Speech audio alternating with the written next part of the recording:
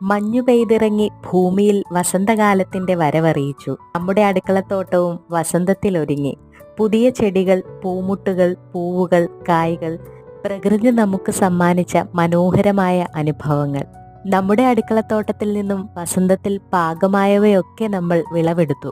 പ്രകൃതിയുടെ നിറച്ചാർത്തുകൾ ഒരേ തലത്തിൽ സമന്വയിച്ച് അടുക്കളത്തോട്ടത്തിൽ നിന്നും അടുക്കളയിലേക്ക്. അടുപ്പത്തിരുന്ന മൺചട്ടി ചൂടായി വന്നപ്പോൾ അതിലേക്ക് വൃത്തിയായി കഴുകി അരിഞ്ഞു വെച്ച വഴുതനങ്ങ, പച്ചക്കായ, ചേമ്പ്, ചീരച്ചേമ്പിൻ താള്, പച്ചച്ചീര, പച്ചമുളക് എന്നിവയും ആവശ്യത്തിന് ഉപ്പും മഞ്ഞൾപ്പൊടിയും വെള്ളവും ചേർത്ത് അടച്ചുവെച്ച് വേവിച്ചു.